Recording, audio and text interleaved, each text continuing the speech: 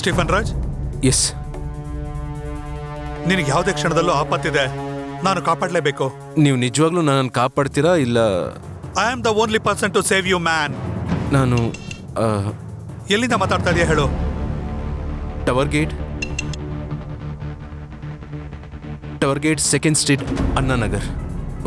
ಒಂದು ಟೆಲಿಫೋನ್ ಬೂತಿಂದ ಮಾತಾಡ್ತಿದ್ದೀನಿ. 5 ನಿಮಿಷದಲ್ಲಿ ಬಂದ್ಬಿಡ್ತೀನಿ, ಅಲ್ಲೇ ಇರು, ಎಲ್ಲೂ ಹೋಗ್ಬೇಡ.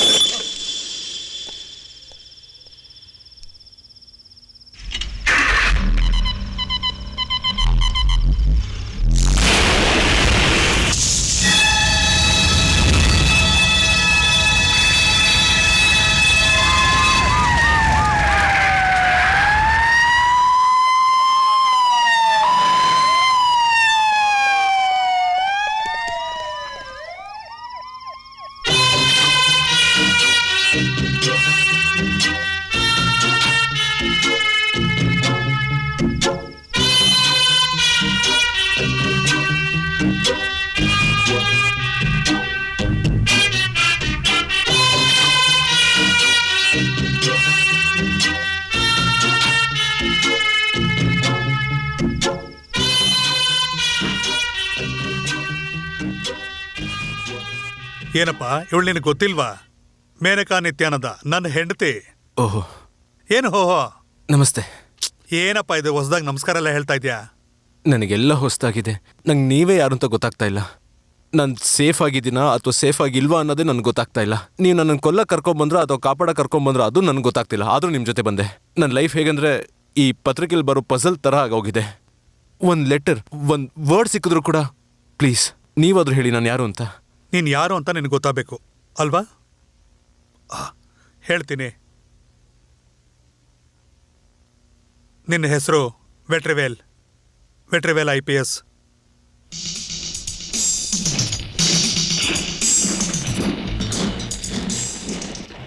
ನೀನು 1981ನಲ್ಲಿ ನೀನು ಸೀಕ್ರೆಟ್ ಏಜೆಂಟ್ ಆದೆ.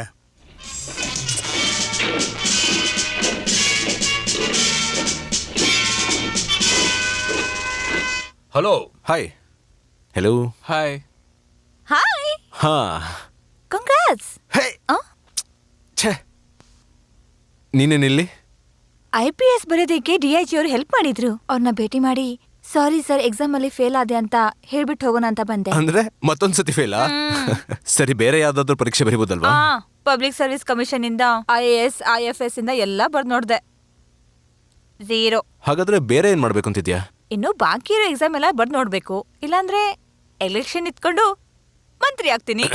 ನಾನ್ ಬರ್ತೀನಿ, ನೀನ್ ನನ್ ಕೆಲಸ ಹೋಗೋಗ್ ಮಾಡ್ತೀಯ. ಓಯ್, ಸರ್ವಿಸಿಗೆ ಸೇರಿದ 4 ವರ್ಷದಲ್ಲಿ ನಿನಗೆ ಮದುವೆ ಆಯಿತು.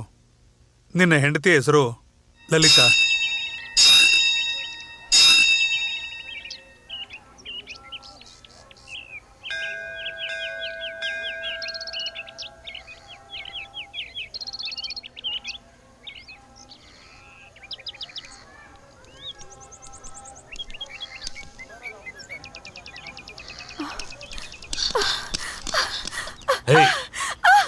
ಯಾರ್ ನೀವು? ಉಸಿರಾಡೋ ಸದ್ದು ಕೂಡ ಕೇಳಬಾರ್ದು.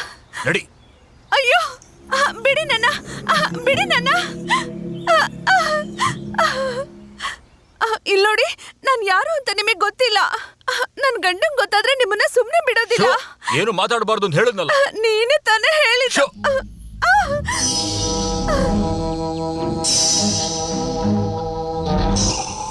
ಇಲ್ಲೋಡಿ ಅಣ್ಣ, ನಿಮ್ಮ ನೋಡೋದಿಕ್ಕೆ ಒಳ್ಳೆಯವ್ರ ತರ ಇದ್ದೀರಾ. ಬಿಟ್ಬಿಡಿ ನನ್ನ. ನೀವೆಲ್ಲ ಗಾಂಧಿ ಹುಟ್ಟಿರೋ ದೇಶದಲ್ಲಿ ಹುಟ್ಟಿದ್ದೀರಾ ಅಂತ ನಂಗೆ ಸಂದೇಹ. ಸ್ಕೂಲ್ ಟೀಚರ್ ತರ ಏನೋ ಪ್ರಶ್ನೆ ಕೇಳದೆ ಸುಮ್ನೆ ನಡ್ಕೊಂಡ್ ಬಾ. ನಾನು ಎಲ್ಲಿ ಕರ್ಕೊಂಡು ಹೋಗ್ತಿದ್ದೀರಾ? ಈ ಬಿಲ್ಡಿಂಗಿಗೆ ಪೇಂಟ್ ಹೊಡಿಬೇಕು, ಯಾವ ಪೇಂಟ್ ಹೊಡಿಬೇಕು ಅಂತ ನೀನ್ ನೋಡ್ಕೊಂಡು ಹೇಳ ನಮ್ಗೆ. ಬಾ.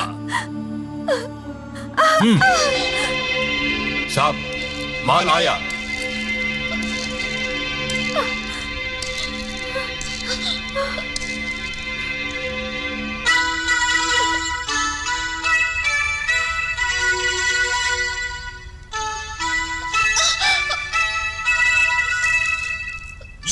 Okay okay.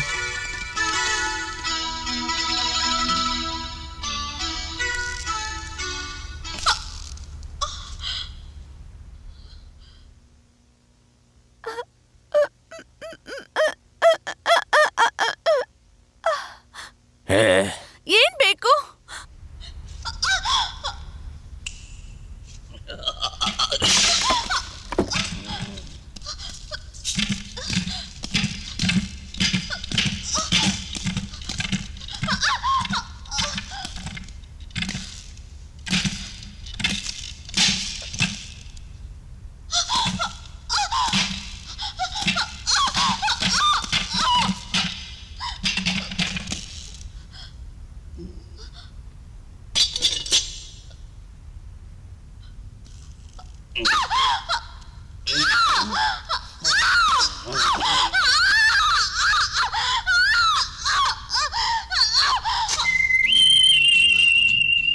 April Fool.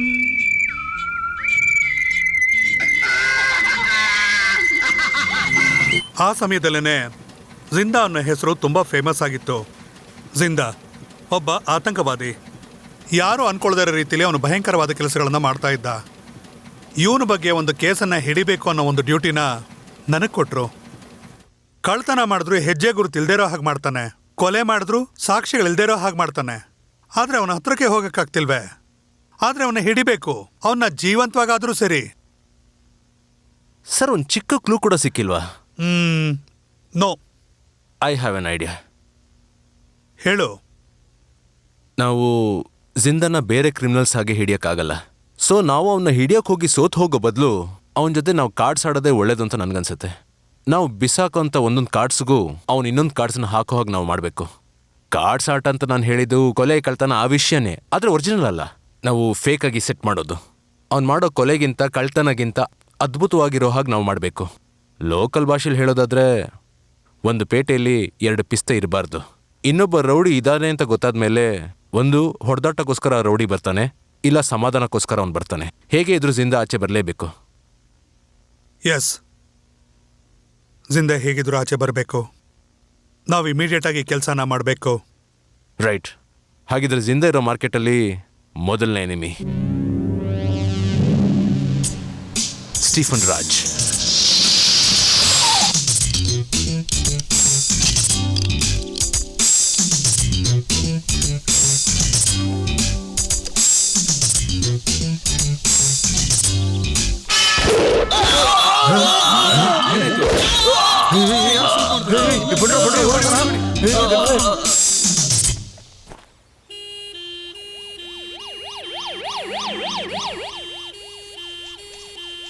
ನಿನ್ನ ಪ್ಲಾನ್ಗಳೆಲ್ಲ ಒಳ್ಳೆ ರೀತಿಯಲ್ಲಿ ರಿಸಲ್ಟ್ಸ್ ಅನ್ನು ಕೊಡ್ತು.